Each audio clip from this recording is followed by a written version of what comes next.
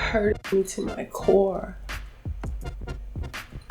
My soul has been scarred. It just didn't work out. I need a moment. It just didn't work out for Flavorbomb. Flavorbomb Nudie. It didn't.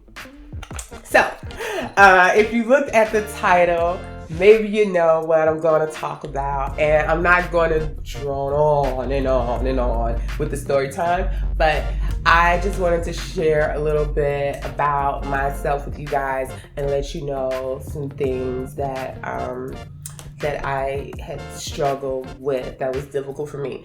So, I don't want to sound weird. That's too late, is it? It's probably too late. You probably already know. Weirdo. Flavorbomb Nudie's weird. But it occurred to me one day that I was a unicorn, right? An absolute unicorn.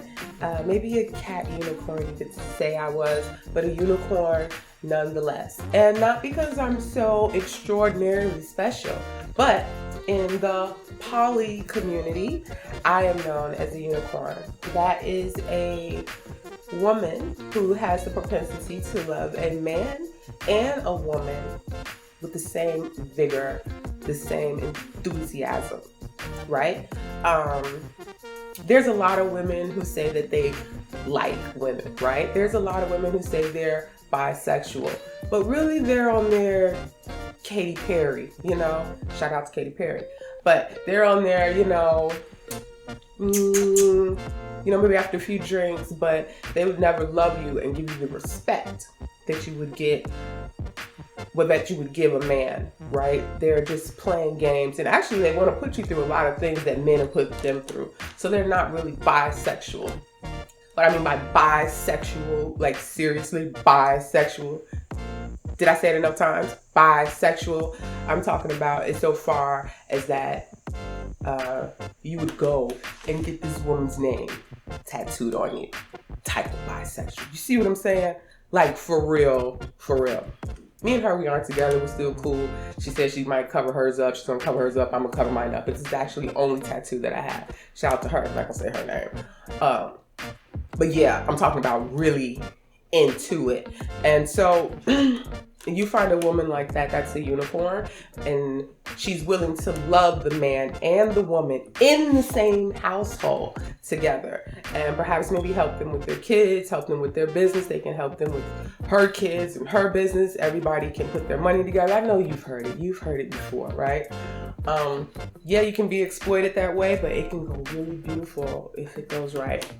So, Flavorbomb had met let's call him, I want to say Steve for some reason. I'm not a big Steve guy. Steve reminds me of cheese.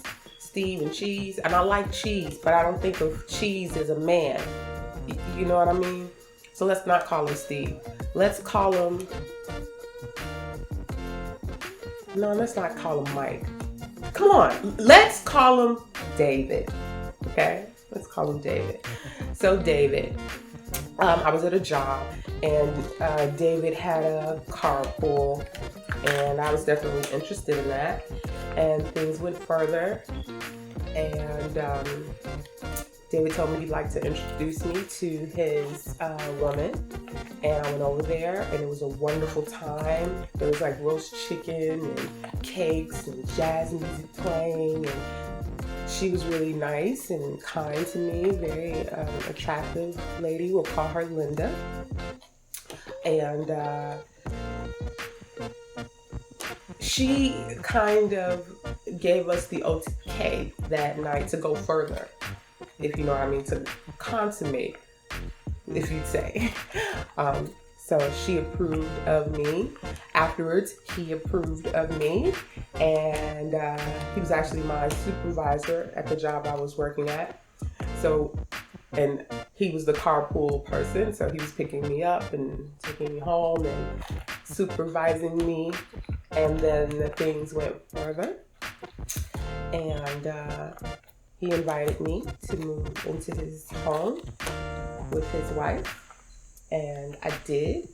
She wasn't bisexual, but she was really nice and friendly towards me as a sister.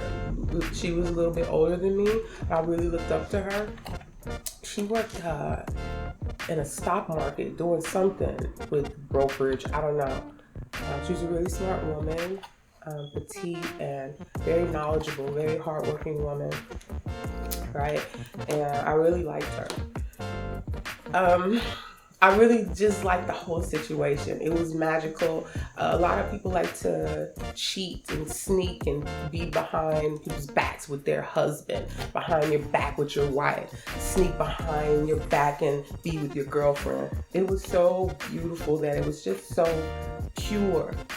And all three of us was aware of what was going on, and we watched movies together, and we cooked together, and we go shopping together, and we paid bills together, and obviously I was going to work with him, and we worked overnight, and she worked in the morning, and I moved my cat in.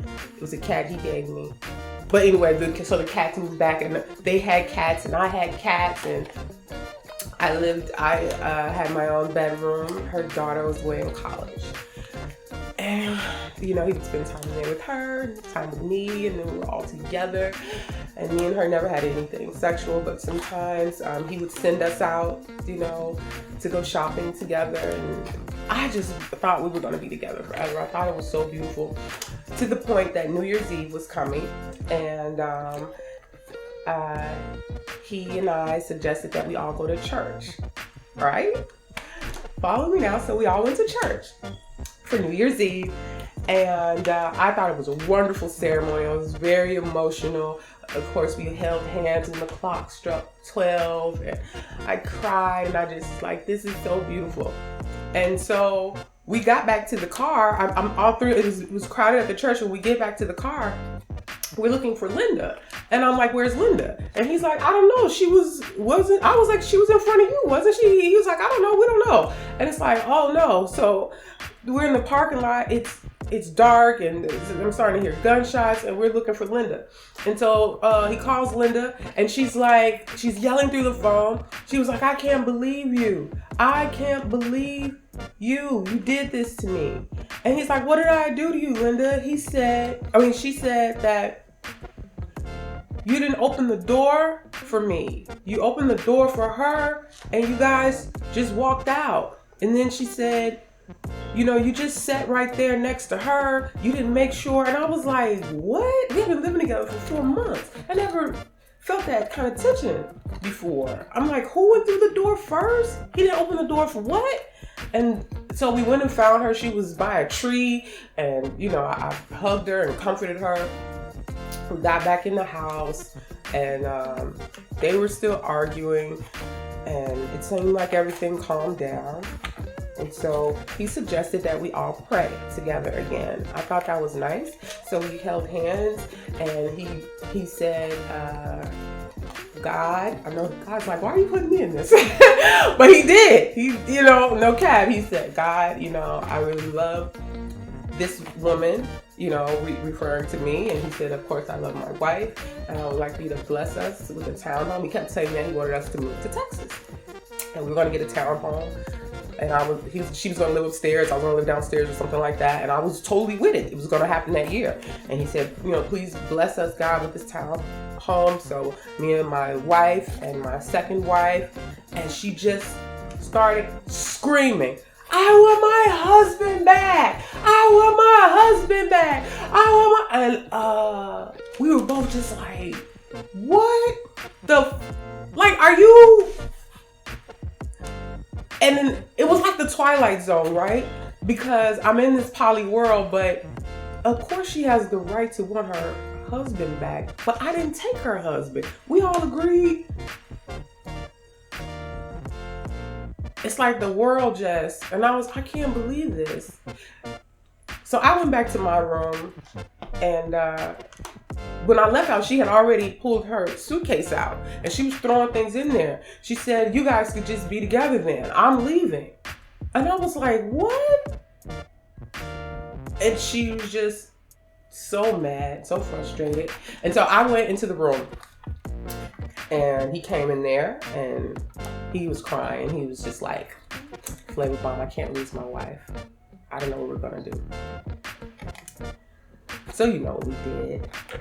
I had to get out of there, out of him and his wife's house. He still wanted to take me to work. Shortly after that, he was fired. Nothing to do with me. He still wanted to take me to work. He still wanted to be with me. He offered to make me his mistress. And I didn't want that. And I didn't want that for Linda. And so that whole thing was broken off. And so it was a very sad poly situation. But I'll tell you what I did. I fixed her. And I fixed him. I fixed every last one of them. And they got exactly what they deserve. Stay tuned for the next episode of Flavorbomb Nudie. You're going to get it. I'm going to tell it all. And I'm going to tell you how I rose above it. They didn't get me down. And I got everything I deserve. Because it's mine! So, thank you so much for watching. And I hope you enjoyed that true life story. And when you receive this, I believe it'll be Monday.